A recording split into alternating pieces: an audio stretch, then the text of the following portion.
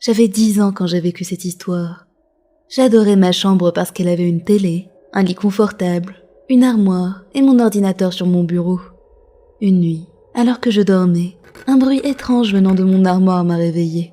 Je n'y ai pas vraiment prêté attention et j'ai essayé de me rendormir parce que j'avais école tôt le lendemain.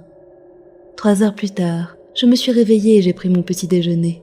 Puis je suis allée dans ma chambre pour préparer mon sac. J'étais en train de le faire quand j'ai eu une sensation étrange et je me suis tournée vers la fenêtre. C'est là que j'ai vu une grande silhouette noire se tenant de l'autre côté de la vitre. Mon cœur a manqué un battement et je me suis exclamée « C'est qui ?» Je n'ai pas réussi à apercevoir de visage parce qu'elle portait une capuche noire et qu'il faisait encore un peu noir dehors parce qu'il était très tôt. Une fois rentrée de l'école, j'étais au téléphone avec un ami pour gérer un projet. Et soudainement, j'ai entendu un grand coup contre la fenêtre. C'était la même personne que ce matin. Et cette fois-ci, je voyais clairement son visage.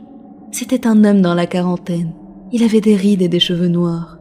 Il m'a souri et m'a dit « Hé, tu veux des bonbons ? Viens à l'extérieur et je t'en donnerai. »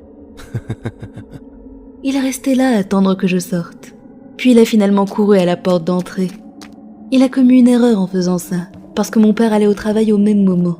Il a ouvert la porte et lui a crié de dégager de sa propriété, avant qu'il appelle la police. Je me suis précipitée vers mon père, et je lui ai raconté qu'il était devant ma fenêtre pour m'observer. Il était sur le point d'appeler la police, quand il a réalisé qu'il ne voulait pas me faire peur, en pensant que j'allais me faire kidnapper ou quelque chose comme ça. Il a donc dit qu'il allait installer des caméras de sécurité. La seule raison pour laquelle je n'avais pas crié quand j'avais vu l'homme à la fenêtre était parce que je pensais que c'était un de mes amis. Mais je me suis rendu compte qu'aucun de mes amis n'allait venir me voir à 5 heures du matin, et aucun d'entre eux n'était aussi grand. Cette nuit-là, j'ai entendu quelqu'un rire dans mon armoire. J'ai fermé les yeux, absolument terrorisée, et je l'ai entendu gratter la porte de l'armoire avec quelque chose qui ressemblait à un couteau. J'ai attendu 1 minute ou 2, le temps de rassembler mon courage, et j'ai crié de toutes mes forces en courant vers la chambre de mes parents, verrouillant la porte derrière moi. Je leur ai expliqué qu'il y avait quelqu'un dans mon armoire.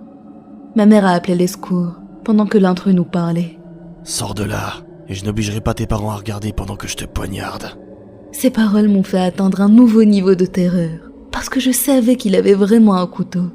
Quelques secondes plus tard, nous avons entendu des sirènes, suivies par le bruit des policiers ouvrant la porte à la volée. « Police, lâchez votre arme et levez les mains en l'air !» Mes parents et moi étions soulagés que la police soit arrivée à temps, et j'avais de la chance que mon armoire soit loin du lit. Il s'est finalement avéré que l'homme était un fou, qui s'était échappé d'un hôpital psychiatrique en poignardant un des gardes. Et depuis, mes parents ont installé des caméras dans chaque pièce et à l'extérieur de la maison. Qui sait ce qui aurait pu m'arriver si je ne l'avais pas entendu rire dans mon armoire? Il aurait pu me poignarder. Et si c'était caché sous mon lit?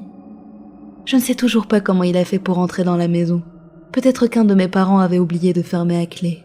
Ou alors, il était entré par ma fenêtre.